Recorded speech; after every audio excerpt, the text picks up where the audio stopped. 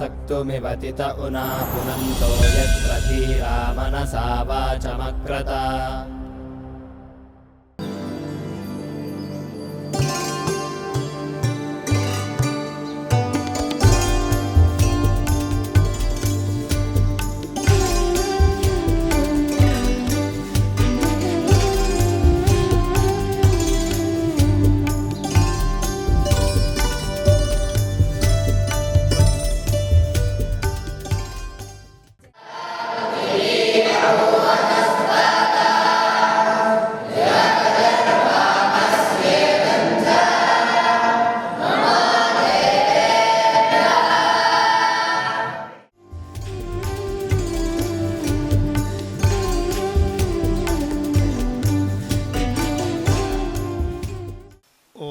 శ్రీమన్మహాగణాధిపతయే నమః.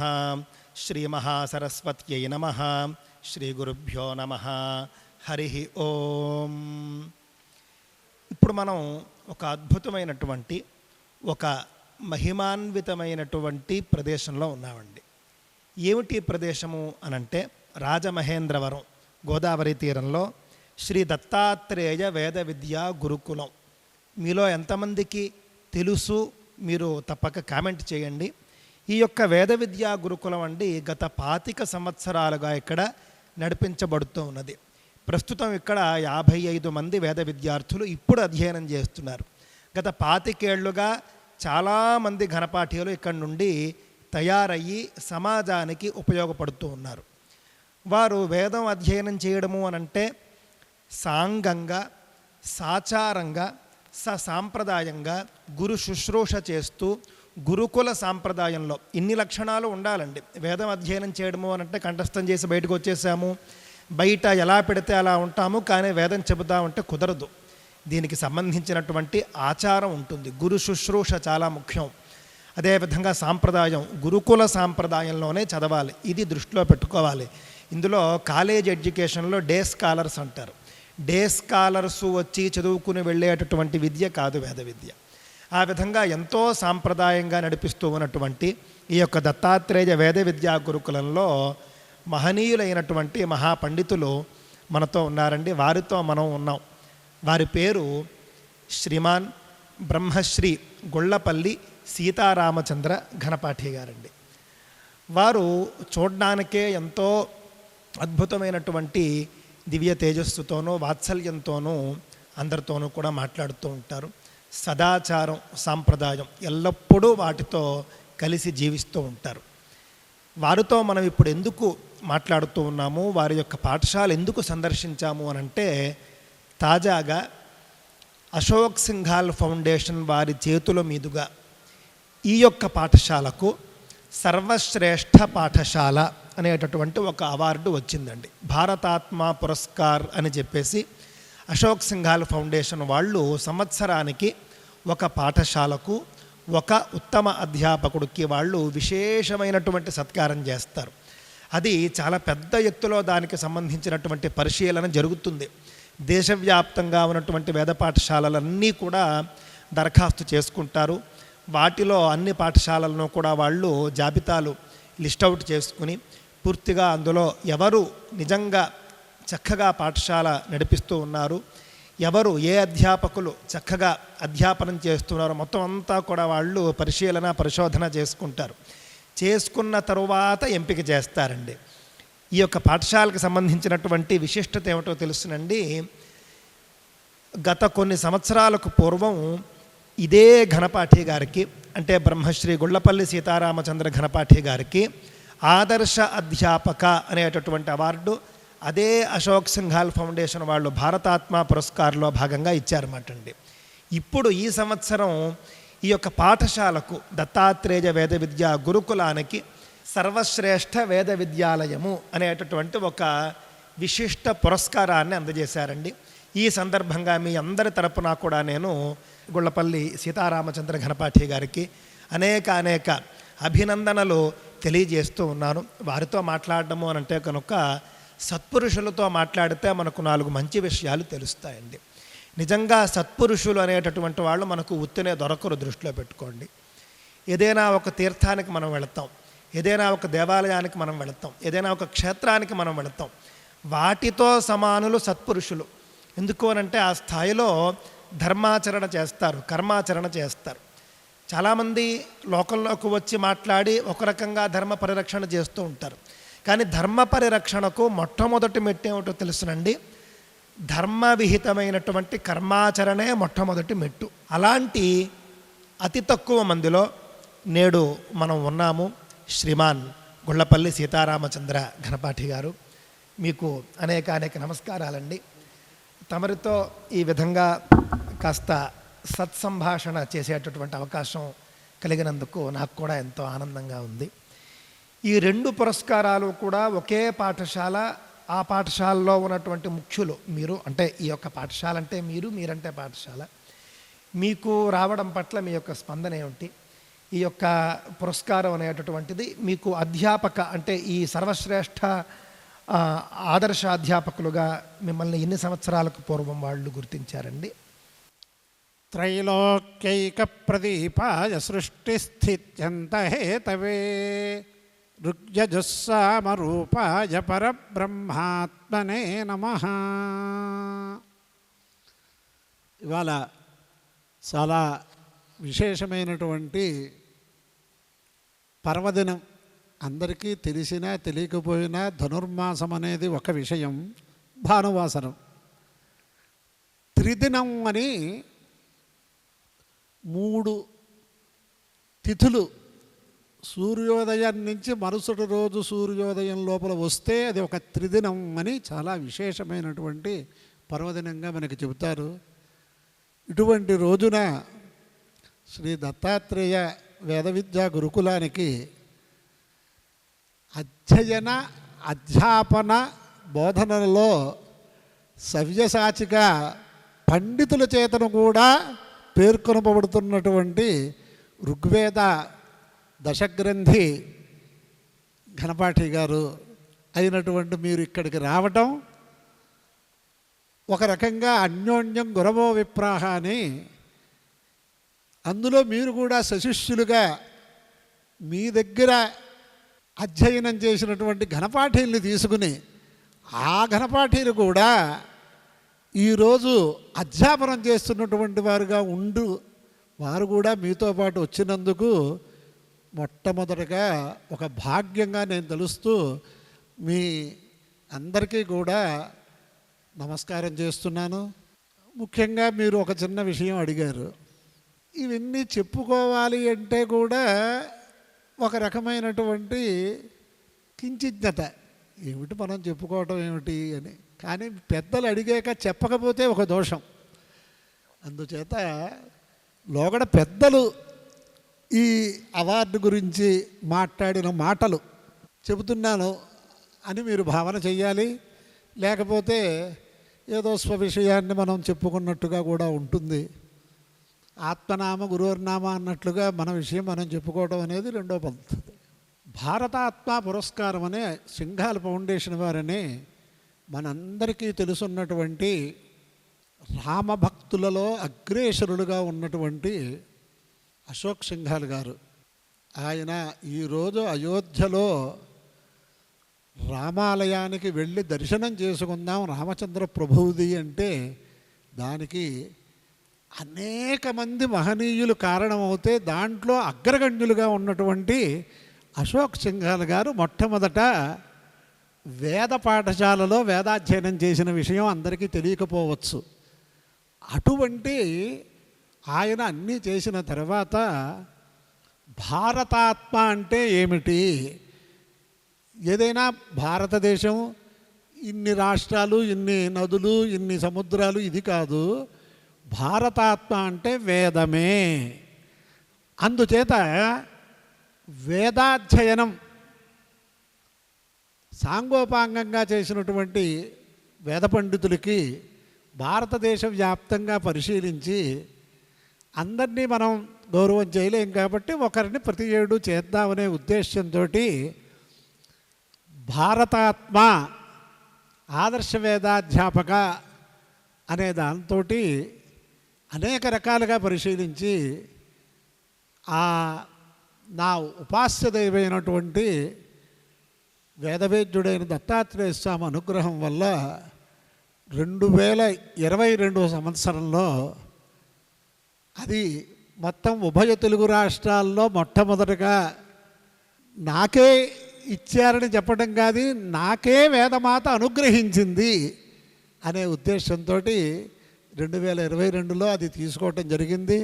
ఢిల్లీలో మహాసభలో అనేక మంది మహనీయులు వచ్చారప్పుడు పరమ పూజ్య గోవిందదేవగిరి స్వామివారు, అలాగే స్పీకర్ గారైనటువంటి బిర్లా గారు, ఓంప్రకాష్, ఇలాంటి వాళ్ళు అనేక మంది అతిరథ మహారథులు పండితులు అందరూ వచ్చిన దాంట్లో అది నాకు ఇక్కడ ఏదో ఎత్కించదు మా పెద్దల యొక్క అనుష్ఠాన బలం వల్ల అధ్యయన చేయటం వల్ల వచ్చింది అనేది తెలిసింది. తెలుసుకున్న అందరూ కూడా చాలామంది సంతోషించారు. కొంతమంది జగద్గురువులు, యతీశ్వరులు, ముఖ్యంగా ఈ దత్తాత్రేయ వేద విద్యా గురుకులానికి కానీ వ్యక్తిగతంగా నాకు కానీ ఎప్పుడూ కూడా ఒక మూలభూతమైన వ్యక్తిగా నేను ఉన్నాను నీ కార్యక్రమాలకి అని భరోసా ఇచ్చిన వ్యక్తిగా ఉన్నటువంటి పరమ పూజ్య దత్తాత్రేయ అపరావతారంగా భాషిస్తున్నటువంటి గణపతి సచ్చిదానంద స్వామి వారి దగ్గర నుంచి అందరూ కూడా మన వాడికి ఇది వచ్చిందని సంతోషిస్తే వెళ్ళటమా మాంటమా అది తీసుకోవటానికి అని నేను విచికిత్సపడ్డ దానికి జగద్గురువులు నాయన నీకు వచ్చిందట కదా అని వాళ్ళు చెప్పేటప్పటికీ వారందరి యొక్క హృదయంలో నా యందు ఉండే పవిత్రమైన భావన వల్ల ఇది వచ్చింది అని కూడా భావన చేసి ఉన్నాను. చాలా సంతోషం అండి. ఈ విధంగా వేదానికి సంబంధించి విశిష్టమైన సేవ చేస్తున్న తమరిని గుర్తించడము అంటే వేదాన్ని గుర్తించడమే. వేద పాఠశాలను గుర్తిస్తే మరింతమందికి ప్రోత్సాహకరంగా ఉంటుంది అనేది కూడా సత్యమే. నిజంగా ఈ యొక్క నేను పాఠశాల చూసిన తర్వాత నాకు అనిపించింది చక్కగా ఎంతో సాంప్రదాయంగా విద్యార్థులంతా కూడా ఆచారంగా ఉంటూ సాంప్రదాయబద్ధంగా త్రికాల సంధ్యావందనము, అగ్ని కార్యాదులు చేసుకుంటూ, గోసేవ చేసుకుంటూ, మడిగా భోజనాలు అవి కూడా వీళ్ళు చేసుకుంటూ ఎంతో పూర్వకాలానికి సంబంధించినటువంటి గురుకులం ఏ విధంగా ఉండేదో అదే విధంగా నాకు కూడా ఇప్పుడు ఇక్కడ ఉన్నటువంటి గురుకులం అనిపిస్తూ ఉన్నది. ఈ విధమైనటువంటి పురస్కారాలు తమరికి మరింత చైతన్యాన్ని ఇస్తాయి అని చెప్పి నేను అన్నం. ఎందుకు అనంటే కనుక ఇటువంటి వారు పురస్కారం ఇస్తేనో లేకపోతే మరొక అవార్డు ఇస్తేనో చేసేవారు కాదు. ఎవరు ఇచ్చినా ఇవ్వకపోయినా, గుర్తించినా గుర్తించకపోయినా కూడా తమరి పని తమరు పాతికేళ్లగా చేసుకుంటూ వెళ్ళిపోతూ ఉన్నారు. ఈ పిల్లలిద్దరూ కూడా వేదంలోనే ఉన్నారు అని చెప్పి నేను గమనించానమాట అండి. ఇద్దరు పిల్లలు ఘనాంతం అధ్యయనం చేసి వేద భాష. ఇప్పుడు మీ మనవాళ్ళను కూడా మీరు పరిచయం చేశారు ఇందాక. వాళ్ళు కూడా ఈ విధంగా వేదంలోనే వాళ్ళు కూడా ఉన్నారు. నాకు అనిపిస్తుందండి ఈ వంశపారంపర్యంగా వేదాన్ని నమ్ముకుని వేదాధ్యయనమే చేస్తూ కుటుంబాలు ముందుకు వెళ్ళడం అనేది ఒక త్యాగం. నేటి రోజుల్లో వేదాధ్యయనం చేయడం అంటే నా అభిప్రాయం ప్రకారం త్యాగం కూడా అని నేను భావిస్తూ ఉంటాను అన్నమాట అండి. కావున మీరు, మీ పిల్లలు, మీ మనవాళ్ళు అందరూ కూడా వేదంలోనే ఉంటూ ఈ యొక్క సాంప్రదాయబద్ధమైన జీవనాన్ని గడుపుతూ ఉన్నారు అని అంటే ఇది ఎంతో మందికి ఆదర్శప్రాయమైనటువంటి ఒక జీవనము అని నేను అందరికీ ఈ సందర్భంగా చెప్పదలుచుకున్నానండి. ఇలాంటి పురస్కారాలు మరెన్నో మీకు రావాలి అని చెప్పేసి నేను ఈ సందర్భంగా కోరుకుంటూ ఉన్నాను. తమరు కోరుకోకపోవచ్చు, కానీ ఇలాంటివి ఎన్నో ఇంకా మిమ్మల్ని వరించాల్సినటువంటి అవసరం ఉన్నది అని చెప్పేసి నేను భావిస్తూ ఉన్నాను. మీరు పవిత్రమైన భావన, ఇంకా ఇటువంటి పురస్కారాలు రావాలి. అలాగే ఈ సంవత్సరమే ఈ దత్తాత్రేయ వేద విద్యా గురుకులానికి కూడా భారతాత్మ సర్వశ్రేష్ఠ వేద విద్యాలయంగా పూనా నగరంలో ఈ భారతాత్మ అవార్డు రావటం కూడా అది ఒక అధ్యాపకుడుగా నేను స్వీకరించడం, నేను కూడా ఉన్నటువంటి దత్తాత్రేయ వేద విద్యా గురుకులానికి అది కూడా రావటం, ఇది అందరికీ ఆనందదాయకమే. అయినప్పటికీ కూడా మా గురువులు నాకు చేసినటువంటి ఉపదేశం ఏమిటి అంటే, ఎక్కడ ఏ వేద పండితుడికి సత్కారం జరుగుతూ ఉన్నా, ఏ గురుకుల వేద పాఠశాలలకి ప్రోత్సాహం వస్తూ ఉన్నా, అది వ్యక్తిగతంగా అనుకోవద్దు అని మా గురువుగారు చెప్పారు. వేదానికి ఇస్తున్నారు, కేవలం వ్యక్తికి కాదు. అందుచేత అటువంటి కార్యక్రమాలు కనుక జరుగుతూ ఉంటే ఏ వేద పండితుడికి ఆ వేద పండితుడు శాస్త్రీయంగా గురువుల దగ్గర అధ్యయనం చేసి సదాచారంతో ఉన్నవాడై ఉండాలి. చూడటానికి వెళ్ళే పుణ్యమే, కేవలం మనిషికి ఇవ్వట్లేదు అని చెప్పారు. అందుచేత లోకంలో ఇందాక ఉపక్రమించిన పద్ధతిలో భారతాత్మ అంటే ముందు వేదం ఉంటేనే కదా తర్వాత శాస్త్రములు. వేదములు శాస్త్రములు,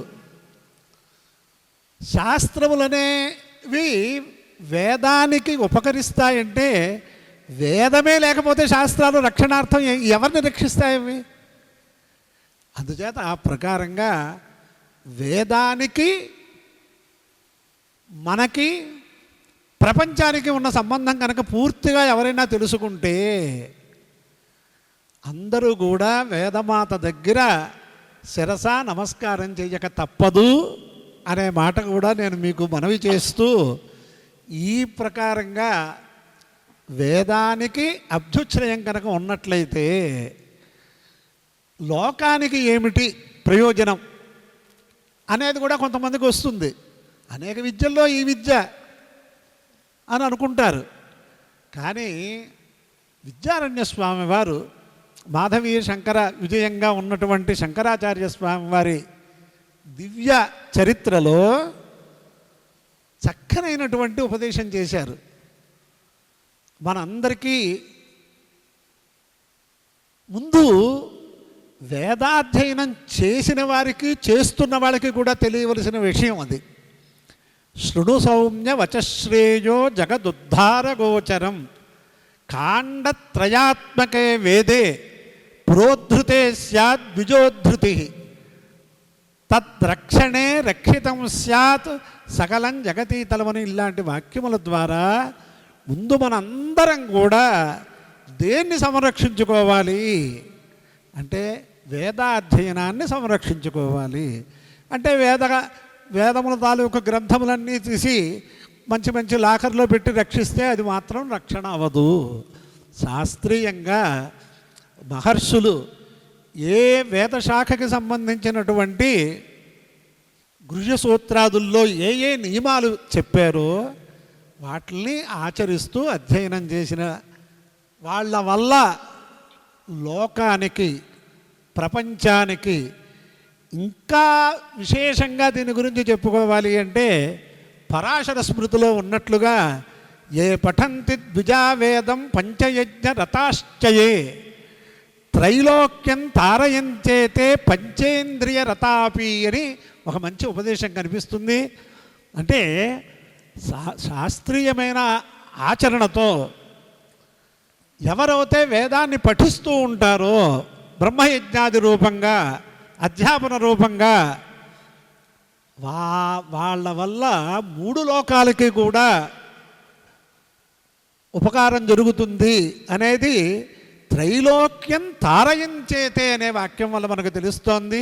పంచేంద్రియ రతాపి, వాళ్ళు గృహస్థాశ్రమ ధర్మాలు అవన్నీ ఉంటాయి, కానీ ఆ వేదం దగ్గర అటువంటి గొప్పతనాన్ని మనం స్వీకరించాలి. అందుచేత ఏదో మీరు చెప్పినటువంటి మీరు లోకాభిజ్ఞులు కాబట్టి మీరు నాకు రావాలనుకుంటున్నారు, కానీ మన భారతదేశ వ్యాప్తంగా వేదానికి ఎంత ప్రాముఖ్యత వస్తే అంత సర్వ ప్రాణులకి వేద మతానుయాయులకి మాత్రమే కాకుండా సర్వ ప్రాణులకి కూడా ఉపకారం జరుగుతుంది అనేది కూడా మనం విస్తృతంగా లోకంలో అందరికీ వేదాధ్యయనం చేసిన వాళ్ళకి చేస్తున్న వాళ్ళకి, ప్రోత్సహిస్తున్న వాళ్ళకి అందరికీ కూడా చెప్పవలసినటువంటి విషయం ఉంది అని భావన చేస్తూ ఉంటాను అని మీకు తెలుపుడు చేస్తున్నాను. చాలా మంచి మాట చెప్పారండి. మీకు సత్కారం రావడము అంటే వేద పండితులందరికీ వచ్చినట్లే, మన పాఠశాలకు రావడము అంటే అన్ని వేద పాఠశాలలకు వచ్చినట్లుగా అనేటటువంటిది మంచి సద్భావన. ఇదే భావన అందరిలో ఉండాలి అని చెప్పేసి కోరుకుంటూ, ఇక కాస్త ముందుకు వెళ్ళినట్లయితే పితృ కార్యక్రమాలకి సంబంధించి మీ నుండి కొన్ని అంశాలపై స్పష్టత మన యొక్క ప్రజల కోసం అని చెప్పేసి తీసుకోవాలి అని భావిస్తూ ఉన్నానండి. మొట్టమొదటి అంశం, పితృ కార్యక్రమాలు చేయడం వల్ల అసలు ప్రయోజనం ఏమిటి? ఇదేదో బ్రాహ్మణులు వాళ్ళ యొక్క పట్టుకోటు కోసం పెట్టుకున్నటువంటిదే తప్ప పితృ కార్యక్రమాలు అనేది అసలు ఎక్కడా కూడా దీనివల్ల ప్రయోజనం ఏమీ లేదు అని లోకంలో ప్రచారం చేస్తున్నారు.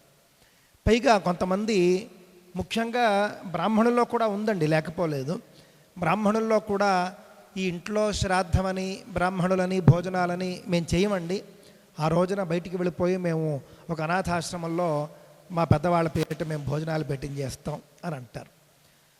కొంతమంది ఏం చేస్తారంటే బ్రహ్మక పాలనలో ఒకసారి శ్రాద్ధం చేస్తే కనుక ఇక జీవితాంతము పెట్టనక్కర్లేదు అనే అభిప్రాయంతో అక్కడికి వెళ్ళిపోయి కొంతమంది చేసేస్తారు.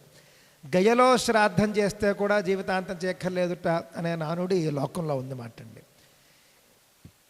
ఈ అంశాలపై కాస్త తమరి నుండి శాస్త్రీయమైనటువంటి వివరణ కోరుకుంటూ ఉన్నానండి. చాలా చక్కనైనటువంటి ప్రశ్న, సమాజానికి కావలసినటువంటి ప్రశ్న. లోగడ అనేక చోట్ల దీని గురించి సమాధానం చెప్పినటువంటి విషయములు అన్నిటిని కూడా ఒకే ఒక ప్రశ్నతోటి ఘనపాటి గారు స్ఫురింపజేశారు. సంతోషం. మామూలుగా రుణానిత్రీణ్యపాకృత్య మనోమోక్షే నివేశయేత్తన్నప్పుడు రుణత్రయం అంటే ఏమిటి అంటే జాయమానో వై బ్రాహ్మణస్త్రిభిరుణవాజాయతే బ్రహ్మచర్యేణ ఋషిభ్యో యజ్ఞేన దేవేభ్య ప్రజయా పితృభ్య అని 3 రుణాల్లో ఈ పితృరుణం అనేది చాలా విశేషంగా మనకి చెప్తూ ఉంటారు. వేదాధ్యయనం వల్ల ఋషురుణం, యజ్ఞయాగాది నిత్యకర్మానుష్ఠానం వల్ల దేవతారుణం, సశాస్త్రీయమైన వివాహం చేసుకుని, మంత్రపూర్వకంగా వివాహం చేసుకుని శాస్త్రం చెప్పినటువంటి గోత్ర పరిజ్ఞానంతో, ఋషి పరిజ్ఞానంతో వివాహం చేసుకున్నటువంటి ఆ దంపతులకు కలిగినటువంటి సంతానం వల్ల పితృరుణం తీరుతాయి అనేది మామూలుగా చెప్తాం. ఇప్పుడు మీరు అడిగినటువంటి ప్రశ్న, అసలు పితృ కార్యక్రమాలు చేయాలా అక్కర్లేదా? ఇంకా కొంతమంది ఇదేదో కొంతమంది శిఖాయజ్ఞోపవీతదారులు బతకటానికి పెట్టుకున్నటువంటి వ్యవస్థ అనే కొన్ని ఆక్షేపణలు, ఇంకా కొన్ని ఆక్షేపణలు మేమే బాగా తెలివైన వాళ్ళము అనే ఉద్దేశంతో కొంత తెలిసి తెలియని పాండిత్యంతో అజ్ఞానంతో చేసేటటువంటి వాదాలు. ఇటువంటి వాదం ఒక చోట వచ్చినప్పుడు నేను సమాధానం చెప్పవలసిన పరిస్థితి ఏర్పడింది. ఇదంతా ఎందుకండి ఈ బ్రాహ్మణులు కాకేసి ఈ ప్రకారంగా చేయటం? ధ్రువం జన్మ మృతస్య జన్మ పునః జన్మ ధ్రువం భవతి. మరి ఇప్పుడు మనం చేసేది ఎవరికి వెళుతుంది? ఎందుకు చెయ్యాలి? ఇలాంటివన్నీ కూడా ప్రశ్నలు వచ్చాయి. ఆ చదువు ప్రశ్న వేసిన వాళ్ళు కొంత సంస్కారంగా మేము ఫిలాసఫీ చదువుకున్నాము అన్నారు. చాలా సంతోషం. ఇవాళ కూడా ఫిలాసఫీ, వేదాంత శాస్త్రం గురించి అనేక రకాలుగా ప్రసంగాలు చేసేవాళ్ళు ఉన్నారు. కానీ ప్రవృత్తి మార్గము, నివృత్తి మార్గము అనే దాంట్లో నివృత్తి మార్గంలోకి ప్రవేశించటానికి కావలసిన లక్షణములు అర్హతలు సంపాదించుకోకుండా నివృత్తి మార్గం గురించి ఎవరు మాట్లాడకూడదు, అది ఎవరికీ తెలియదు. ప్రవృత్తి మార్గంలోనే చాలామంది ప్రవర్తిస్తూ ఉంటారు, వాళ్ళ వల్ల లోకానికి క్షేమం. అందుచేతే యతీశ్వరులుగా ఉన్నవాళ్ళని మనం సేవిస్తున్నాం కాబట్టి, వాళ్ళు వివాహం చేసుకోలేదు కాబట్టి మనం ఎందుకు వివాహం చేసుకోవాలి అనే ప్రశ్నలు కూడా లోకంలో ఉంటాయి. శాస్త్రంలో కూడా దానికి సమాధానాలు ఉన్నాయి. విద్యారణ్య స్వామి వారు సూత సంహిత అనే గ్రంథంలో చాలా విశేషంగా దీని గురించి చెబుతూ, ఇతర ఆశ్రమములన్నీ ఉత్పన్నములు అవ్వాలంటే కూడా గృహస్థాశ్రమం ఉండాలి. గృహస్థాదాశ్రమాత్ సర్వే సముత్పన్నా సురక్షిత తస్మాత్ గృహస్థ ఏవ స్యాత్ అవిరక్తో ద్విజస్సదా. గృహస్థాశ్రమంలో ఉంటూ కూడా తరించే మార్గాలన్నీ మనకు శాస్త్రంలో ఉన్నాయి. కానీ యతీశ్వరుడు గొప్పవాడు అంటే, యతీశ్వరుడు ఉద్భవించాలంటే, ఒక బ్రహ్మచారి ఉద్భవించాలి అంటే, వాళ్ళని మళ్ళీ పోషించాలి అంటే గృహస్థ కావాలిగా.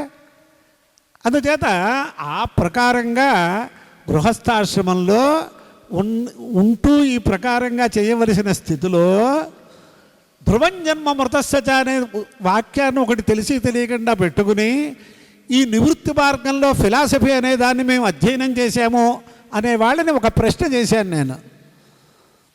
ఏ ఫిలాసఫీ చదివారంటే, ఇంకేమిటండి వరల్డ్లో శంకర ఫిలాసఫీ తప్ప ఏముంది అంటూ ప్రారంభించారు వాళ్ళు.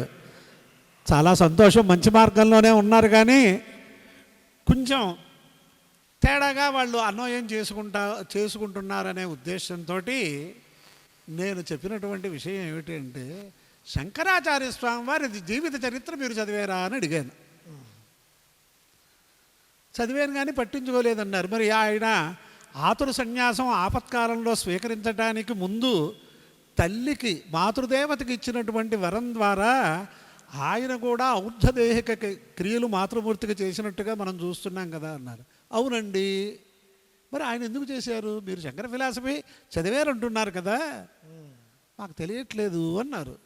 అప్పుడు చెప్పాను, పోలే అవన్నీ వద్దు, ధ్రువం జన్మ మృతస్యచ అన్నారుగా, మృతస్య ధ్రువం జన్మ అంతే చెయ్యక్కర్లేదని మీరు అంటున్నారు.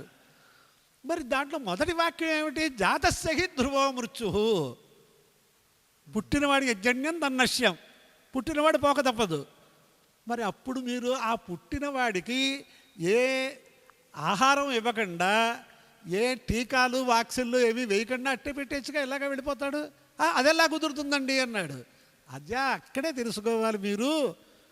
పుట్టినవాడు పోవటానికి కొంత టైం ఉన్నట్లే పోయినవాడు పుట్టడానికి కూడా అవస్థలు ఉంటాయి. ఆ అవస్థల్లో వాళ్ళు ఉన్నప్పుడు ఈ కర్త, వాళ్ళకి ఎవరైతే కర్తగా ఉన్నటువంటి పుత్రులు ఉంటారో, కొంతమందికి పుత్రులు లేకపోతే దోహిత్రుడు కర్తలు అవుతారు, ఇంకోళ్ళు కర్తలు అవుతారు శాస్త్ర ప్రకారం. వాళ్ళందరూ జీవించి ఉన్నంత కాలం పితృ కార్యక్రమాలు చేయవలసినదే.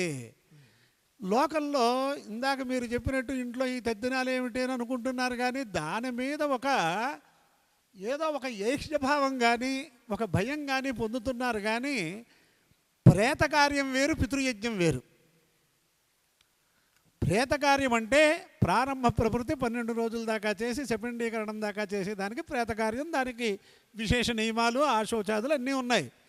పితృయజ్ఞానం కూడా అదే ధర్మాలు కూడా మాట్లాడేసే వాళ్ళు కూడా లోకంలో అమాయకంగా కనిపిస్తున్నారు. అందుచేత ఎటువంటి పరిస్థితుల్లో పితృకార్యం కర్త జీవించి ఉన్నంతసేపు చేసి తీరాలి. ఇలా ఒక పండితుల ఇంట్లోనే తండ్రి గారికి చాలా అస్వస్థతగా ఉంది, బతుకున్నారు. మరి ఏం చేయాలి వారి తండ్రి గారి యొక్క కార్యక్రమం అంటే, ఆయన చేత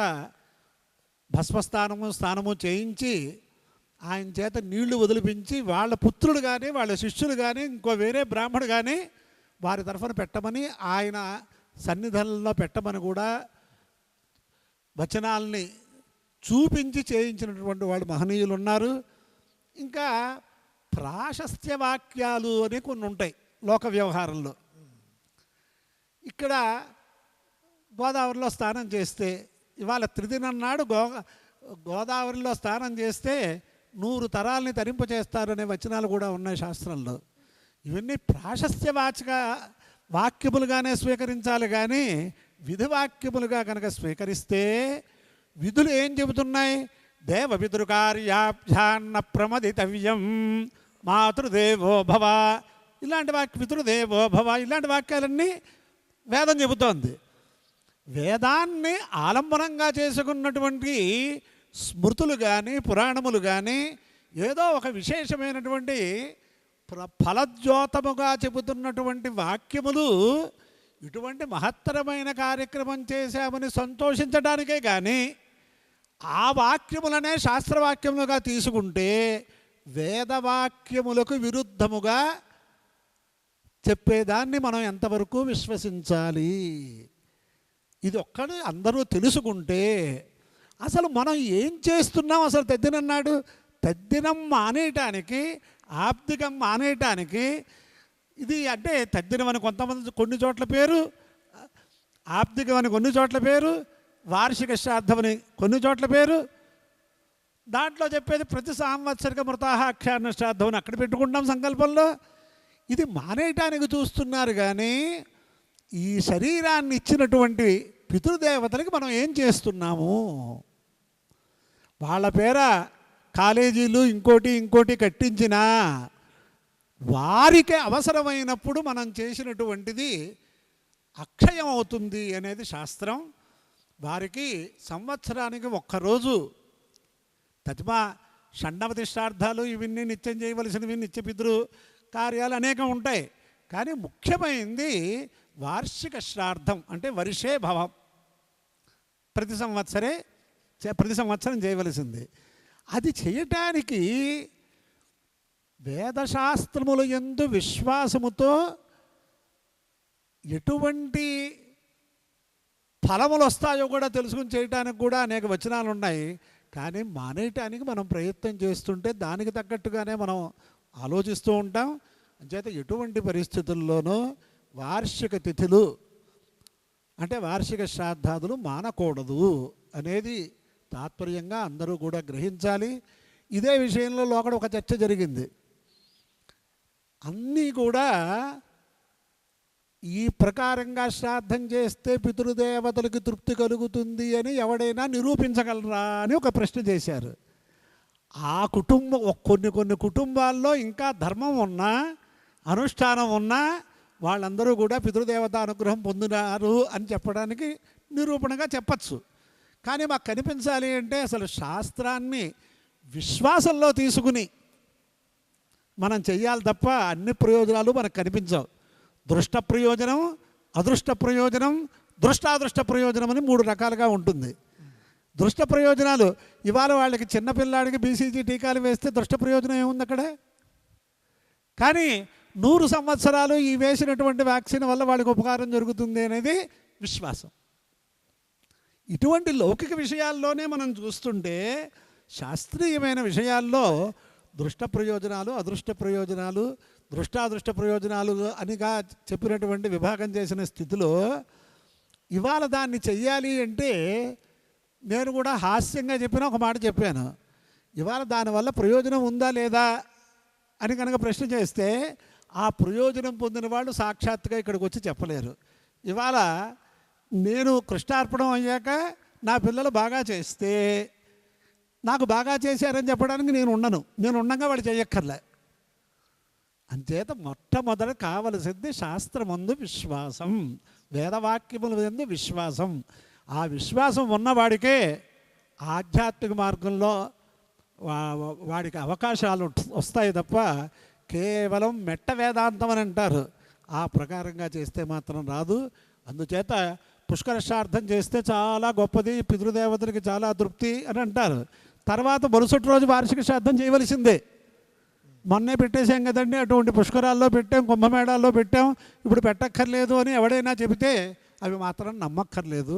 ఆ పెట్టే దాంట్లో కూడా శాస్త్రీయంగా మామూలుగా లోకంలో తిట్టుగా పరిణమించేటటువంటి వాక్యాలు కొన్ని ఉంటాయి. శ్రాద్ధం, వాడి శ్రాద్ధం, వీడి శ్రాద్ధం అని మన పరిభాషలో అంటాం. అసలు శ్రాద్ధ శబ్దానికి అర్థం ఏమిటి? శ్రద్ధయాదీయత ఇది శ్రాద్ధం అంటే మరి దీనికి శ్రాద్ధం అనే పేరు ఎందుకు వచ్చింది? మరి దేవతా కార్యక్రమాలు కూడా అలాగే చేయాలి కదా. అంతకంటే విశేషంగా మనం ఇవాళ లోకంలో ఆచార వ్యవహారాల్లో కూడా చూస్తే మన ఆంధ్ర రాష్ట్రంలో ఒక ఆబ్దికం వస్తుంది అంటే ఎంత ఆచారం. మామూలుగా ఓ గణపతి హోమానికి, గణేష చతుర్థి నాడు వినాయక వ్రతానికి, వరలక్ష్మి వ్రతానికి ఇచ్చేటటువంటి ఆచార వ్యవహారములు కంటే విశేషంగా మనం శ్రాద్ధానికి చేయటం కూడా అలవాట్లో ఉంది. అందుచేత అటువంటి శ్రద్ధాభక్తులతో కనుక చేస్తే వాళ్ళకి ఎప్పుడైనా సరే, ఎక్కడ ఏ వ్యక్తికైనా యాక్సిడెంట్లుగా ఉన్నప్పుడు దాంట్లోంచి బయటపడ్డాడు అంటే పితృదేవతలు రక్షించినట్లే. ఇలా తెలుసుకుని వాళ్ళు మనకి ఏ ఏ వరాలు ఇవ్వాలని మనం కోరుకుంటున్నామో అందరికీ తెలిస్తే, చేసేవాళ్ళకి చేయించే వాళ్ళకి కూడా తెలిస్తే ఎవరు మానరు. ఎందుచేతంటే చిట్ట చివర ఆ ఒక బ్రాహ్మణిలో వాయురూపంగా వస్తారు పితృదేవతలు. ఆ వాయురూపంగా వచ్చినటువంటి పితృదేవతలను మంత్రపూర్వకంగా బ్రాహ్మణులు ఆవాహన చేసి వాళ్ళని అర్చించిన తర్వాత కార్యక్రమం అంతా అయ్యాక వారి ఆశీర్వచనాలు మీరు కోరుకుంటారు. ఆ ఆశీర్వచనములు అందరికీ కూడా తెలిస్తే ఎవరికి ఎటువంటి అనుమానములు రావు. దాతారో నోభివర్ధంతాం వేదాస్సంతతిరేవనః శ్రద్ధాచనో మా వ్యగమతు బహుదేయంచనోస్తు అన్నంచనో బహు భవేత్ అతిథిగుశ్చ లభేమహి యాచితారశ్చన సంతు మాచ యాచిష్మ కంచన. ఆ కర్తలు ఆ వంశంలో పుట్టి ఉద్భవించి తర్వాత పితృదేవతలుగా దేవత్వాన్ని మంత్రపూర్వకంగా పొందినవారు. వాళ్ళని వీళ్ళు కోరుకుంటున్న కోరికలు ఏమిటి? మా వంశంలో విశేషంగా దాతలు కావాలి. ఈ దాతలు కావాలి అంటే ఆ దాతలు కూడా సత్పాత్ర దానాలే చేయాలి. అపాత్ర దానాలు చేస్తే కూడా లోకానికి క్షేమం, వంశానికి క్షేమమే. దానం ఇష్టం వచ్చినట్టు మనకు ఉంది కదా అని ఇచ్చేస్తే అది కూడా దోషం అని చెప్పాడు శాస్త్రంలో. అందుచేత దానికి కావాలి అంటే వేదవాంగ్మయం మాకు కావాలి. దాతారోనోభివర్ధంతాం వేదాః సంతతిరేవనః అంటే వేద సంప్రదాయాలు మాకు కావాలి. కలియుగంలో అందరూ వేదాధ్యయనం చేయలేకపోయినా వేదాధ్యయనం బాగా చేసి దాని యందు పరినిష్ఠితులైన వాళ్ళ యొక్క సహవాసం మనకు కావాలి, సత్సంగం కావాలి అని పితృదేవతలను కోరుకుంటున్నాడు వీడు. ఎంతంత విశేషాలండి దీంట్లో. దీని గురించి చెప్పుకుందామంటే అహోరాత్రాలు చెప్పుకున్నా పూర్తవనటువంటి అన్ని గ్రంథాలు ఋషులు పండితులు మనకు అనుగ్రహించారనమాట. చేత ఆ ప్రకారంగా శ్రద్ధాచనో మా వ్యగమతు సత్సంతానం కావాలి. ఆచంద్రార్కం వంశాభివృద్ధిరస్తు అని అనాలి. ఈ వంశం అవిచ్ఛిన్నంగా ఉండాలి. ఇలాంటివన్నీ వాళ్ళ దగ్గర కోరుకుంటున్నాం. అన్నాది సమస్త ద్రవ్యములు మాకు బాగా ఉండాలి. మేము ఎప్పుడూ కూడా అతిథి పూజ చెయ్యాలి. ఇన్ని కోరుకుంటూ ఎంత దూరదృష్టితో మేమందరికీ దాతలు అవ్వాలి కానీ మా ఇంట్లో వాళ్ళు యాచకులు అవ్వకూడదు. చూడండి ఎంత విశేషమో. అంచేత ఇటువంటివన్నీ ఉన్నాయి. మొట్టమొదటి ప్రధాన మంత్రంలో కూడా ఆగంత పితరః పితృమానహం యుష్మాభిర్భూయాసం సుప్రజసో మయా యూయం భూయాస్త. ఆ పితృదేవతలతో మాట్లాడుతున్నట్టు ఉంటుంది అది. ఆగంత ఆగచ్చండి, మీరందరూ రండి, మీరు వస్తేనే నేను పితృమాన్ను. మీరు వాయురూపంగా కర్తకి ఇంకొక విషయం కూడా తెలియాలి. ఈ స్థితిలోనే పితృదేవతలు వాయురూపంగా వచ్చి కర్తని ఆశ్రయిస్తారు. ఆ వాయురూపంగా వచ్చిన వారికి ఒక మూర్తిని బ్రాహ్మణుని పెట్టెక్కడ బ్రాహ్మణాభావంలో దర్భలతోటైనా పవిత్రం చేసి వటు ఈ ప్రకారంగా చేయమని ఉన్నాయి. చేసేటప్పుడు ఏమని అడుగుతున్నాడు? మీరు జాగ్రత్తగా మేము చేసే అర్చనలు కనుక స్వీకరిస్తేనే నేను పితృమాను తల్లిదండ్రులు అయిన వాడిని అవుతాను. నేను ఎప్పుడూనూ పితృమానహం యుష్మాభిర్భూయాసం, మీ అందరి చేతను నేను అటువంటి వాడే అవుతాను. మీరు శ్రద్ధగా నేను చేయకపోతే, మంత్రపూర్వకంగా చేయకపోతే, నా తల్లిదండ్రులు వచ్చినా నేనేమి ఆహారం ఇవ్వకపోతే ఇంక నేను ఎందుకు బతికి చిన్న ఏదైనా విమానానికి వెళ్తూ ఉంటే విమానాశ్రయానికి మధ్యలో మధ్యలో తేడా వస్తే ఎవరైనా మనకి లిఫ్ట్ ఇస్తే వాడిని అస్తమానం గుర్తుపెట్టుకుంటాం. నాయనా నువ్వు వల్ల నాకు లిఫ్ట్ ఇచ్చావు కాబట్టి నాకు విమానం అందింది, నాకు ఉద్యోగం వచ్చింది, నాకు సన్మానం జరిగింది అంటాం. అంటే చిన్న ఉపకారం చేసిన వాడిని. ఈ శరీరాన్ని గర్భంలో ధరించి మనని పెంచి పోషించిన వాళ్ళకి ఈ మాత్రం మనం చేయలేమా అని అనుకుంటే, ఇలా మీ ద్వారా నేను అల్లా అవుతాను యుష్మాభిర్భూయాసం. మళ్ళీ ఏమని అడుగుతున్నాడు? తల్లి తండ్రితోటి పిల్లలు మాట్లాడినట్లుగా సుప్రజసో మయా యూయం భూయాస్తా.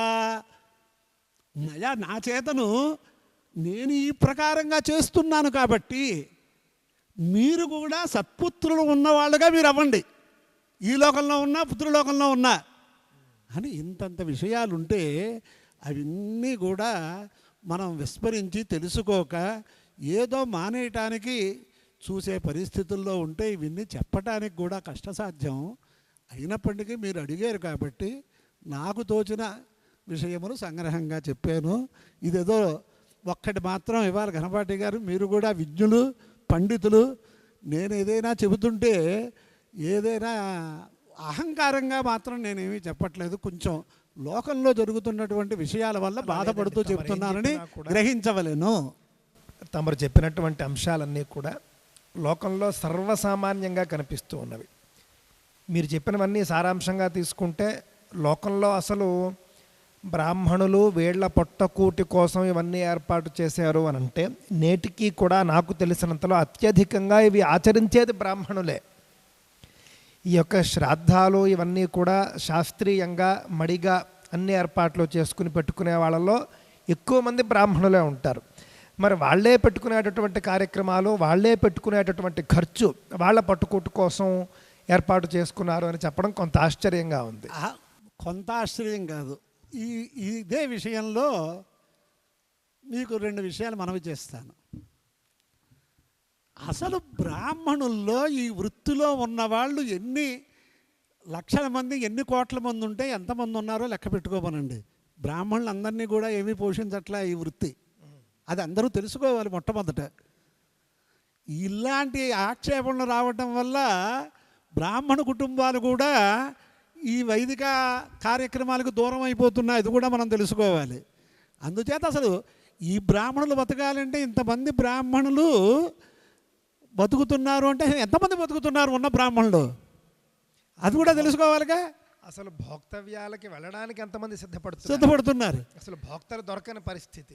అందుచేతగా ఇందాక నేను దర్భలతో కూడా పెట్టే పద్ధతులు కూడా మనకి శాస్త్రంలో అభావంలో ఉన్నాయని చెప్పాను నేను. ఇది కాకుండా నాకు అనుభవంలో ఉన్నటువంటి ఒక విషయాన్ని కూడా మీకు వివరిస్తాను.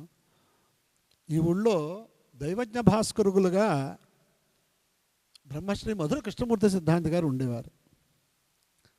చాలా గొప్పవారు, అందరికీ తెలుసున్నవారు లోకంలో. వారి ఇంట్లో వారి తండ్రి గారి వార్షిక శ్రాద్ధ కార్యం వచ్చింది. వారు ఋగ్వేదులు. రాజమహేంద్రవరంలోనే మా దత్తాత్రేయ గురుకులానికి కూడా మంచి మూలస్తంభంగా ఉండేవారైనా, ఈ దత్తాత్రేయ వేద విద్యా గురుకులం ఈ ప్రకారంగా మేము కట్టడానికి మాకు శక్తి లేదండి అని చెబితే, పరమాత్మ అనుగ్రహం వల్ల అన్నీ జరుగుతాయి, నా దగ్గరికి వచ్చారు కాబట్టి ఈ ప్రకారంగానే కట్టాలి అని కూడా నిర్దేశించిన మహనీయులైన. ఒకరోజు వారి అల్లుడు గారు జయంతి శర్మ గారిని ఇక్కడ ఈ కార్యక్రమాలన్నీ చూస్తూ ఉంటారు, అడ్మినిస్ట్రేటర్గా కోశాధికారిగా. ఆయన వచ్చి మా మామగారు చాలా దైన్యంగా ఉన్నారు అన్నారు. ఏమిటంటే, రేపు వారి ఇంట్లో కార్యక్రమం ఇన్నేళ్ల నుంచి పెడుతున్నారు, 50-60 ఏళ్ళ నుంచి. చిన్నతనంలోనే పితృవియోగం జరిగింది అంచేత 60-70 ఏళ్ళ నుంచి పెడుతున్నట్టున్నారు. ఈ ఏడు బ్రహ్మగారు దొరకలేదు, బ్రాహ్మడు దొరకలేదు మంత్రం చెప్పడానికి. దానివల్ల ఆయన చాలా ఇబ్బంది పడుతున్నారు, ఇవాళ ఇంతవరకు భోజనం చేయలేదు అన్నారు ఆయన. నేను యజుర్వేదంలో ఉన్నాను కాబట్టి యజుర్వేద మంత్రం అయినా ఏదైనా మీద పెట్టుకోవచ్చు, ఋగ్వేద మంత్రం ఎలాగా. అక్కడికి వెళ్ళాను. అప్పటికి నాకు యాజ్ఞిక విషయాలు కూడా తెలియదు, మా మాత తల్లిదండ్రులు ఉన్నారు, ఏదో చదువులో ఉన్నాను. అందుచేత అప్పుడు ఈ ఊళ్ళో వింజమూరి వారిని, జోగిశాస్త్రి గారిని ఒక ఆయన ఋగ్వేద బ్రహ్మ, చాలా గొప్పవారు, చాలా వయోవృద్ధులు.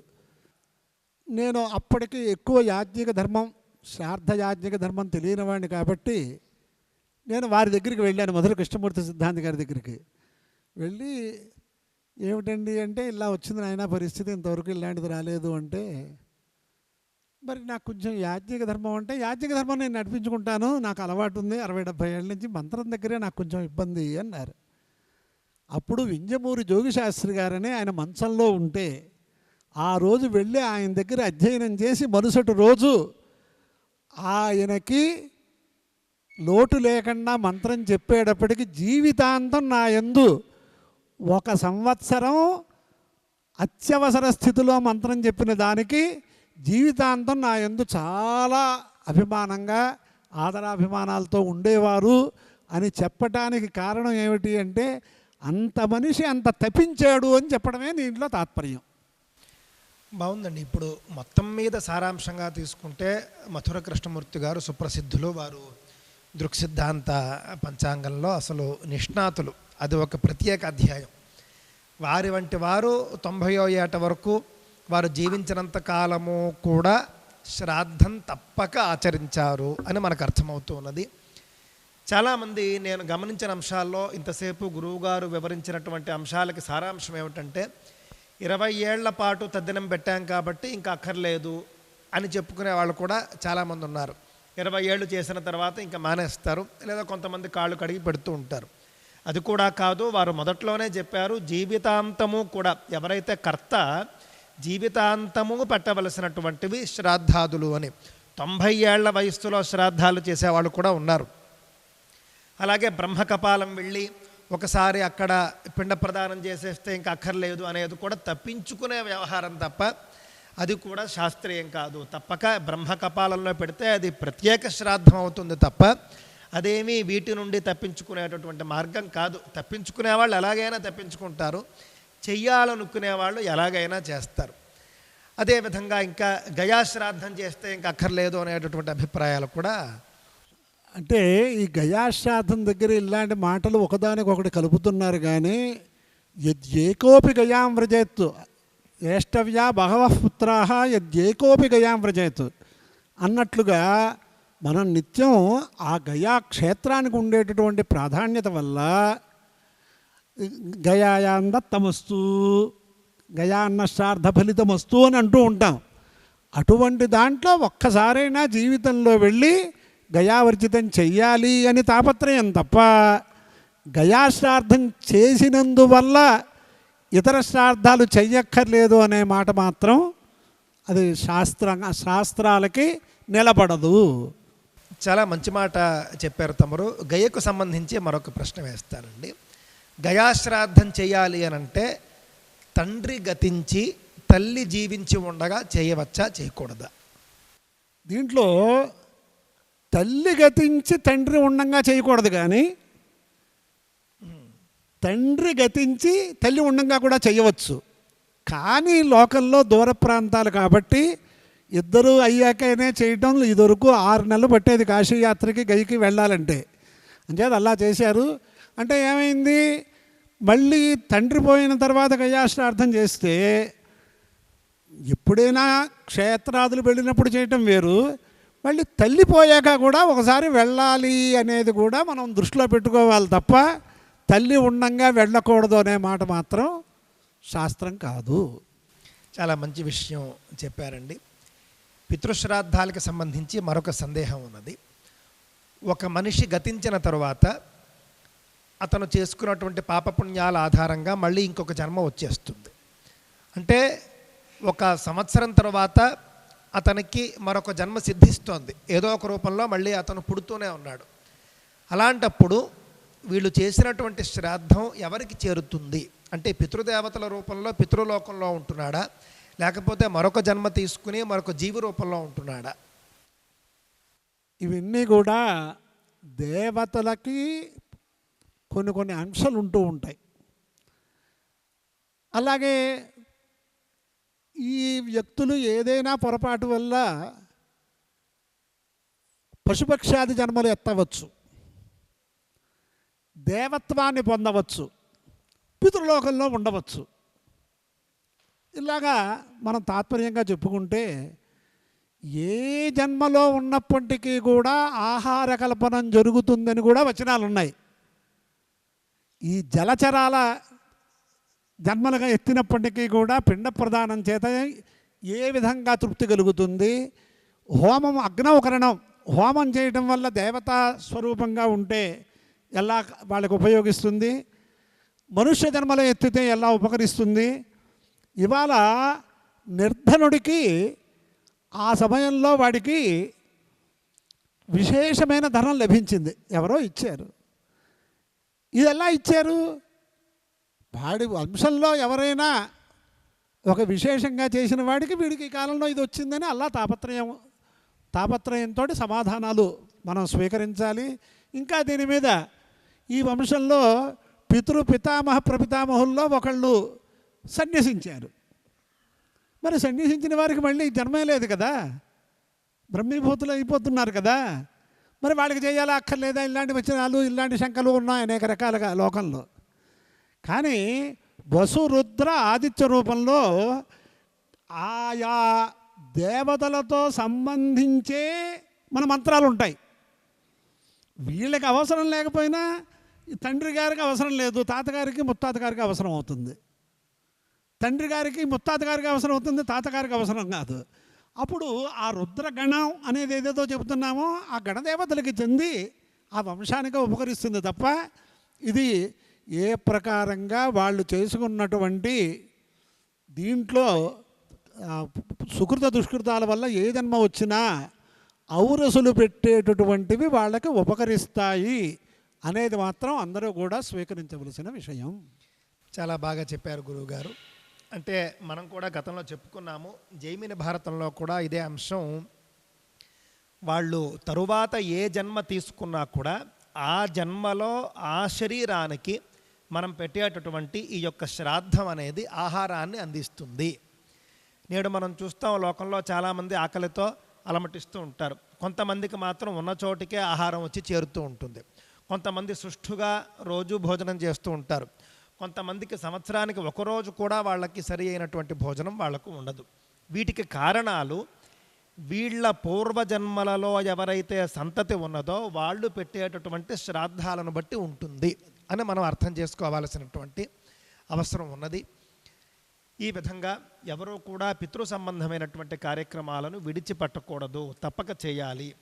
మరొక అంశం అండి, ఇందాక ఇక్కడే ఇంకొక చిన్న విషయం మనం బయట వాళ్ళకి చెప్పవలసింది ఉంది. ఏమిటంటే కొంతమంది మేధావులుగా వాళ్ళకి వాళ్ళు అనుకునే వాళ్ళు వేసే ప్రశ్నలకి ఈ పిండాలన్నీ కలిసి గోదావరిలో అన్ని చోట్ల కలిపేస్తే ఇక్కడ అన్నీ కలిసిపోతున్నాయి కదా, ఇవన్నీ పితృదేవతలకు తృప్తి కలుగుతుందా అనే ప్రశ్న. ఇవాళ మన దగ్గర సాక్షాత్తుగా ద్రవ్యం లేదు. అవతలవాడు కొన్ని సంఖ్యలు పెట్టి ఫోను ద్వారా పంపిస్తే ఆ ఫోను ద్వారా వచ్చింది మన అకౌంట్లోకి వచ్చిందని తెలిస్తే మనకు సంతోషం కలుగుతుందా లేదా అనేది ఒకటి ఎవరికి వాడు ఆలోచించుకోవాలి. ఇంకోటి ఏమిటి అంటే ఉత్తరాలన్నీ కలిసి ఉంటాయి పార్సిల్ చేసినప్పుడు.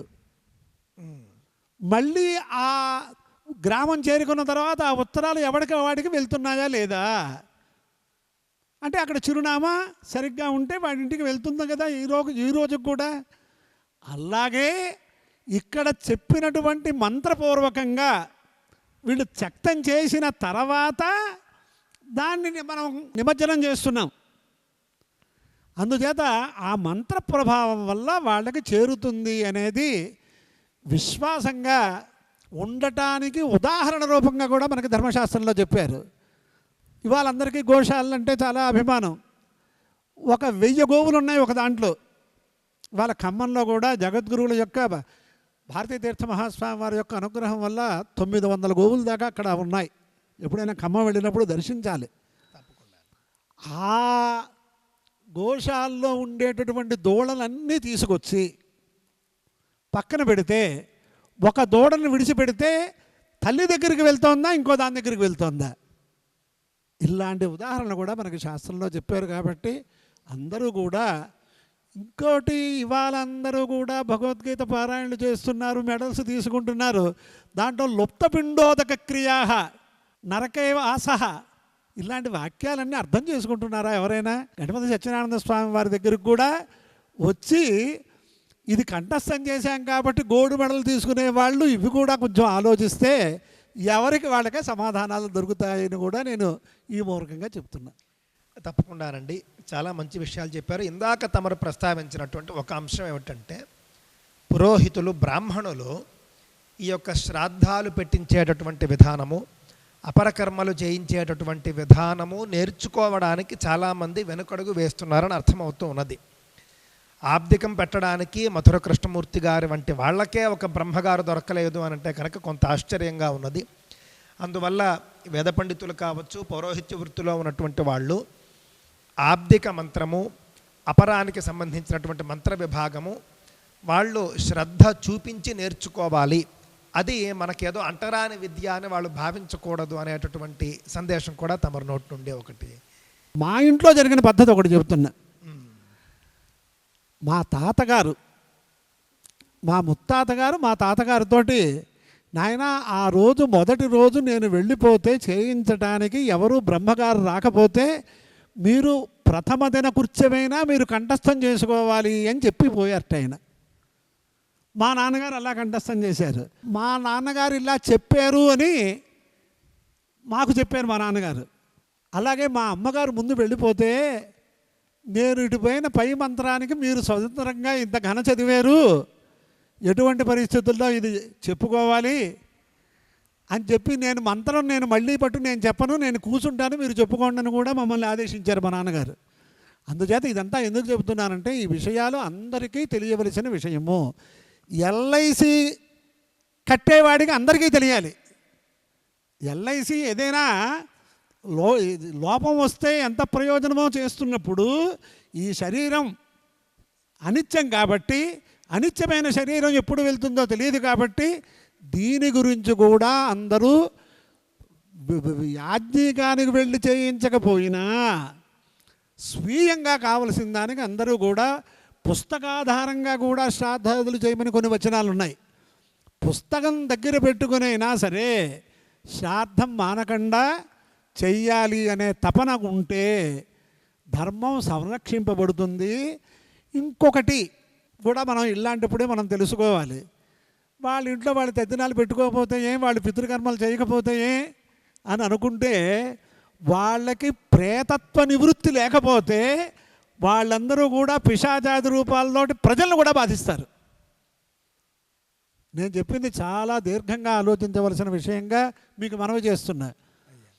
ప్రతి చోట ఈ కార్యక్రమాలు జరగటానికి ప్రతివాడు పూనుకోకపోతే వాళ్ళ ఇంట్లో వాళ్ళు జరిపించుకున్నారో మానేసుకున్నారో అని అనుకున్నట్లయితే వాళ్ళ ఆయా ప్రేతలకి విముక్తి లేకుండా ఎవరిని పట్టుకుంటారు వాళ్ళు? అంటే లోక క్షేమం కోసం కూడా ఈ విషయాలు బహుశ్రద్ధతోటి మనం ఆచరించాలి అని మీతో చెప్తున్నాను. తప్పకుండానండి, ఇంతసేపు అనేక అంశాలు ఎంతో విస్తారంగా వివరించినందుకు మీకు అనేక ధన్యవాదాలను తెలియజేసుకుంటూ ఉన్నాను. మళ్ళీ ఎప్పుడు అవకాశం వస్తే అప్పుడు తమరితో ఇదే విధంగా చర్చించేటటువంటి అవకాశం మళ్ళీ రావాలి అని చెప్పేసి కూడా నేను అది మీ యొక్క విజ్ఞత. ఎందుచేతంటే అన్ని విషయాలు అందరికీ తెలుపుతున్నటువంటి మీరు చర్చించడం అనేది ధర్మ విషయకమైన చర్చ జరిగితే పరమాత్మ కూడా సంతోషిస్తాడు. కాబట్టి ఆ ప్రకారంగా మనం చర్చ చేద్దాము.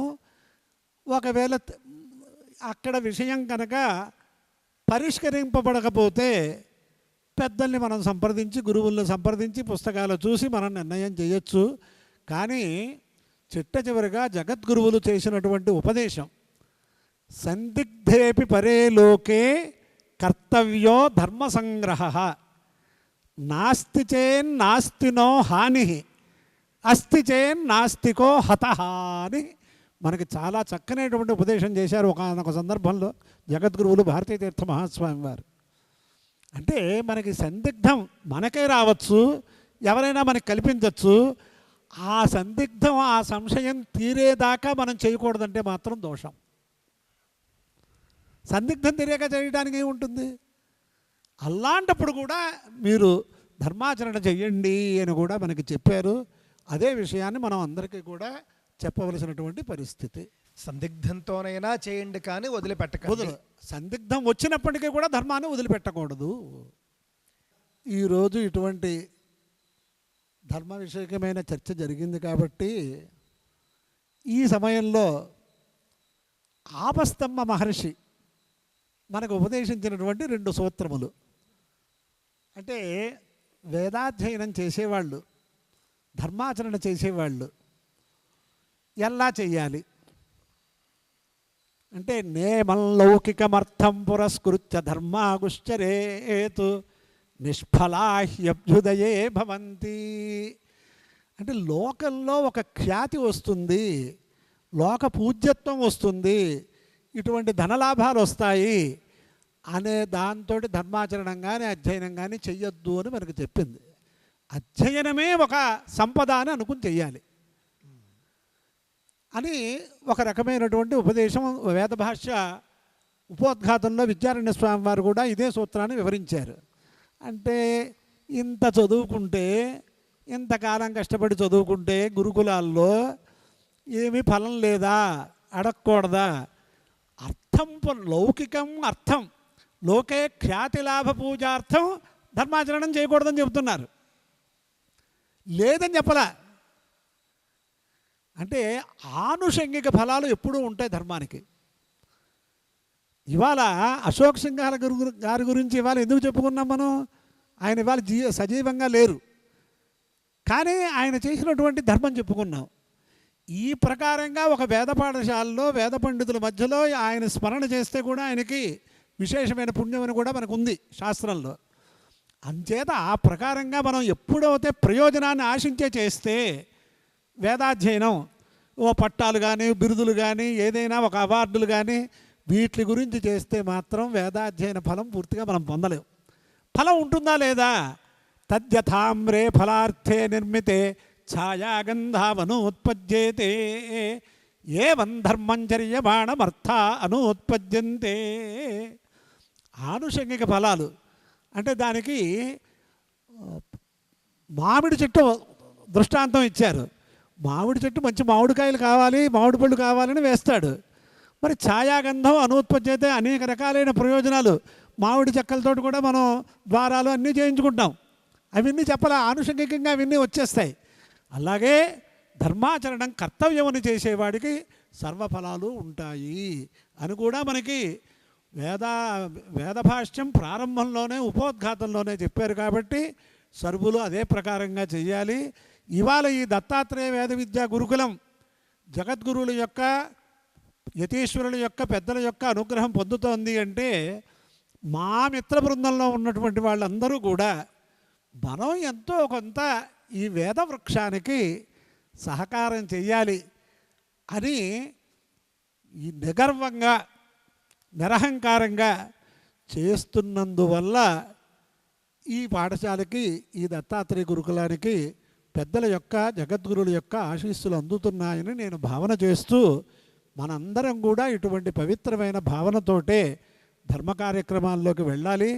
ఒక్కటి మాత్రం, నాకంటే మీరు చిన్నవారు, వినయ విధేయతలు ఉన్నవారు, 15 ఏళ్ల క్రితమే ఈ పాఠశాలకు వచ్చాను అని కూడా మీరు గుర్తుపెట్టుకుని చెప్పినందువల్ల ఒక్కటి మాత్రం చెబుతున్నాం. మనం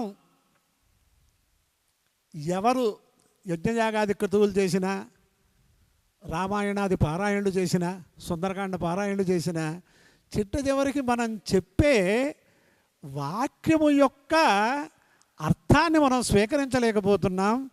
అక్కడ ఎన్ని రకాలుగా మనం చెబుతున్నాం? కాలే వర్షతు పర్జన్య పృథివీ సస్యశాలిని దేశోయం క్షోభరహిత బ్రాహ్మణా సంతు నిర్భయా. బ్రాహ్మడు అనేవాడు, వేదాంగములు చదువుకున్నటువంటి బ్రాహ్మణోత్తముడు నిర్భయంగా ధర్మం చెప్పకపోతే, వైద్యుడు తన దగ్గరికి వచ్చినటువంటి పేషెంట్కి సరిగ్గా పశ్చాదులు చెప్పకపోతే పేషెంట్ ఎలా నష్టపోతాడో, మనం భయపడి ఎవరో ఏదో అనుకుంటారనే ఉద్దేశంతో ధర్మాన్ని చెప్పకపోతే, ఈ బ్రాహ్మణాసంతు నిర్భయా అనే వాక్యాన్నే మనం పారాయణలోంచి తీసేయచ్చు. అందుచేత ధర్మ విషయంలో మాత్రం నిర్భయంగా చెప్పాలి. ఇవాళ ధర్మ విషయంలో, ఆధ్యాత్మిక విషయంలో, దేవతా విషయంలో ప్రశ్నలు చేసేవాళ్ళు చాలా ఎక్కువ మంది అయిపోయారు. వాళ్ళకి కనీస పరిజ్ఞానం లేకుండా వాళ్ళకి ఇష్టం వచ్చినట్టు మాట్లాడే వాళ్ళు ఎక్కువైపోయారు. ఒక కోర్టులో మాట్లాడాలి అంటే వాడు అధ్యయనం చేసి ఉండాలి. వాడు లా చదివి ఉన్నవాడికి కానీ అక్కడ వాదించడానికి లేదు. కానీ ఆధ్యాత్మిక విషయాల్లో వాదించడానికి వాడు ఏమీ చదువుకోక్కర్లేదు. స్వబుద్ధి ఒకటి పనిచేస్తూ ఉంటే ఇష్టం వచ్చినట్టు మాట్లాడచ్చు. అటువంటి వ్యక్తులు ఎక్కువగా ఉన్న సమాజంలో కొంచెం మనం చేసేది ధర్మ ప్రచారం అనే దృష్టితో ఉంటే భగవద్ అనుగ్రహం మనకు ఎప్పుడూ ఉంటుంది అనేది ఈ మార్గంలో ఉన్న వాళ్ళందరూ కూడా ఈ ప్రకారంగానే నిర్భయంగా ధర్మాన్ని మనం ప్రతిపాదన చెయ్యాలి అనే సంకల్పం కలగాలి అని ఆ వేదమాతని ప్రార్థన చేస్తున్నాను. వేదాధ్యయనం చేసేటటువంటి వేద విద్యార్థులకు, వేద పండితులకు, వీళ్ళందరికీ కూడా మీరు ఇచ్చేటటువంటి సూచన ఏమిటి? మామూలుగా పెద్దలందరి యందు ఒక విశేషమైన బాధ్యత ఉంది అని అనుకుంటూ ఉంటాను ఈ ప్రశ్నకి. ఈ వేదాధ్యయనం చేస్తే చాలా మంచి ప్రయోజనాలు ఉంటాయి, స్కాలర్షిప్లు వస్తాయి, ఏదైనా దేవాలయాల్లో ఉద్యోగాలు వస్తాయి అని మాత్రం వాడికి బోధ చేస్తే అది నిలబడదు. ఈ వేదాధ్యయనం మనం చేసుకోగలిగాం. ఇది భగవంతుడిని ప్రతిష్ఠ చేయటానికి, భగవంతుడికి పూజ చేయటానికి కూడా ఉపకరించేటటువంటి మంత్రములను మనం అధ్యయనం చేస్తున్నామనే తృప్తి వాళ్ళకి వచ్చేటట్లు, ఆ ఆనందం కలిగేటట్లు మనం బోధ చేస్తే ఈ వేదాధ్యయన అధ్యాపన పరంపర నిరంతరంగా ఉంటుంది. గోదావరిలో ఎలా జలం ప్రవహిస్తుందో మా దానికి కూడా వేద గోదావరి మార్గం అనుకుంటే నేను అనుకుంటూ ఉంటాను. ఆ ఆనకట్టలు కట్టినప్పుడు కొన్ని నీళ్లు బయటకు వదలకపోయినా ఈ వేద గోదావరి మార్గంలో ఆ వేదమాత, ఆదిగురువు అయిన దత్తాత్రేయ స్వామి, జగద్గురువులైన శంకరాచార్య స్వామి వాళ్ళ యొక్క అనుగ్రహం వల్ల ఇక్కడ వేదాధ్యయనం అలాగే ప్రవహించాలి అని నేను కోరుకుంటున్న విషయంలో అందరికీ చెప్పేది, ముందు ఎవరికి వాళ్ళు మనం చేసే పని, మన కుటుంబాల్లో కొన్ని వందల మంది బంధువులు ఉంటే వాళ్ళల్లో నేను చేయగలుగుతున్నాను ఈ పని, 4 రోజులు ఒడుగు చేసుకుని నిత్యంగా మన బంధువుల్లో సంధ్యావందనాలు కూడా మానేసిన వాళ్ళు మనకు తెలుస్తున్నారు. వాళ్ళకంటే నాకు పరమాత్మ అనుగ్రహించాడు, నేను వేదాధ్యయనం ప్రారంభించాను అని. ఇంకా చిట్ట చివరికి 88 ఏళ్ల ఒక మహానుభావులు ఉప్పులూరి వారి వంశంలో ఉద్భవించిన మహనీయులు మొన్న వచ్చి కొన్నాళ్ళు వేదాధ్యయనం చేసుకుని శాస్త్రాధ్యయనం చేసి ఏసీటీఓగా రిటైర్ అయ్యారు. ఆయన ఉప్పులూరి భీమశంకర శాస్త్రి గారిని. ఆయన ఇటీవల ఇక్కడికి వచ్చి 88 సంవత్సరాలు ఘనపాటి గారు ఒక్క మండల దీక్షతోటి ఇక్కడ మీ దగ్గర ఉండటానికి నాకు అవకాశం ఇవ్వాలి అని అడిగారు. అంటే 88 ఏళ్ళు వచ్చినా ఆ తపన పోలేదు ఆయనకి. అంటే అటువంటి తపన పెంచాలి కానీ ప్రయోజనం చూపించి పెంచితే అంత కష్టపడకుండా ప్రయోజనం వచ్చేస్తుంటే ఆ ప్రయోజనం ఎవరికి కావాలి? చేత అదొక్కటి వాళ్ళల్లో అటువంటి భక్తి శ్రద్ధలు పెరిగేటట్టుగా ముందు మనం చేయాలి. ఆ ప్రకారంగా చేస్తే మేము చదువుకోలేకపోయాం, వేదం ఇంత గొప్పది, అందుచేత వీళ్ళకి ప్రోత్సహించాలనే వాళ్ళు అనేక మంది మహనీయులు ఆ భగవద్ అనుగ్రహంతో మనకు లభ్యం అవుతారు అనేది విశ్వాసంలోకి తీసుకోవాలి. ఇది మీరు అనుకున్న దానికి సూటిగా సమాధానం చెప్పానా లేదా అనేది మీకు అనుమానం ఉండొచ్చు, కానీ నా మనసులో ఉన్న విషయం చెప్పాను. స్వస్తి. లేదండి, తమరు చెప్తూ ఉంటే నాకేమనిపించిందంటే వేద విద్య పైన ఆసక్తి పెంచాలి అని అంటే ఇంతకు మించిన మార్గం లేదనిపించింది ఇందాక తమరు చెప్తూ ఉంటే. ఎందుకు అనంటే తమరు చెప్పిన చిట్ట చివరి మాట ఉంది ఏమిటంటే, ఈ విధంగా ప్రయోజనాన్ని చూపినటువంటి సందర్భంలో, అంటే నువ్వు ఇది చదువుకుంటే నీకు ఇది వస్తుంది అని ఆర్థిక ప్రయోజనాన్ని, భౌతిక ప్రయోజనాన్ని చూపించినటువంటి సందర్భంలో ఇంతకంటే గట్టి ప్రయోజనాలు మాకు వేరే మార్గంలో ఉన్నాయి కదా అని వాళ్ళు ఆలోచించే అవకాశం ఉంది. ఇంతకంటే తక్కువ కష్టంతో, వేదంలో కష్టం ఎక్కువ, మీరు చెబుతూ ఉన్నటువంటి ప్రయోజనం తక్కువ అని ఆలోచించేటటువంటి అవకాశాలు ఎక్కువగా ఉంటాయి. కానీ ఆధ్యాత్మికమైనటువంటి ఏ విధమైన ధార్మిక ప్రయోజనాలు చెప్పినప్పుడు మాత్రమే ఉన్నవే అంటే చెప్పడము అంటే లేనివి సృష్టించి చెప్పడం అని కాదు, ఈ విధమైనటువంటి ధార్మిక ప్రయోజనాలనే గట్టిగా ప్రచారం చేయాలి అనేటటువంటి ఆలోచనతోనే ఇందాక మీరు చెప్తున్నప్పుడు నాకు మంచి భావన కలిగిందండి. చాలా సంతోషం. అనేక అంశాలు, వారి యొక్క పాండిత్యం అనంతమైనది. మహనీయులు నేను ఇందాక చెప్పినట్లుగా గత అనేక దశాబ్దాలుగా అధ్యాపనంలో ఉన్నటువంటి వారు. ఏ అంశం అడిగినా ఎంతసేపు అయినా చెప్పగలిగేటటువంటి శక్తి, పాండిత్యం వారిలో ఉన్నది. అలాంటి వారిని మనం చూడడము, కలవడము, ఇక్కడికి రావడము కూడా ఎంతో ఒక భాగ్యం అని నేను కూడా భావిస్తూ ఉన్నాను. మీకు ఎవరికైనా సరే ఇటువైపు వచ్చినప్పుడు అవకాశం ఉన్నవారు రాజమండ్రిలో దత్తాత్రేయ వేద విద్యా గురుకులం అని మీరు దర్శించాలనుకుంటే తప్పక దర్శించవచ్చు. గూగుల్లోనే మీరు దత్తాత్రేయ వేద విద్యా గురుకులము అని రాజమండ్రికి వచ్చిన తర్వాత మీరు కొడితే కూడా మీకు డైరెక్ట్గా లొకేషన్ చూపిస్తూ ఉన్నది. ఆ విధంగా వచ్చి ఇక్కడ ఉన్నటువంటి వేద విద్యార్థులను, గోవులను కూడా దర్శించవచ్చు. ఐచ్ఛికం అంటే మీ యొక్క ఇష్టాన్ని బట్టి ఇచ్ఛ ఉంటే దర్శించాలి అనేటటువంటి ఒక ఇచ్ఛ ఉంటే కనుక తప్పక దర్శించవచ్చు, దర్శించే అవకాశం ఉంది అని తెలియజేస్తూ ఉన్నాము. పాఠశాలకు సంబంధించినటువంటి నెంబర్లు కూడా ఉంటాయి. వచ్చే ముందు ఒక మాట చెప్పి వస్తే మరీ మంచిది అని చెప్పేసి ఈ సందర్భంగా తెలియజేసుకుంటూ, మహనీయులైనటువంటి బ్రహ్మశ్రీ గుళ్ళపల్లి సీతారామచంద్ర ఘనపాఠి గారికి అనేక నమస్కారాలను సమర్పించుకుంటూ ఈ యొక్క సంభాషణ ఇంతటితో ముగిస్తూ ఉన్నానండి. ఈ వాక్యంతో చేద్దాం. సర్వే జనా సుజనా భవంతు, సర్వే సుజనా సుఖినో భవంతు. చాలా మంచి మాట అండి. స్వస్తి.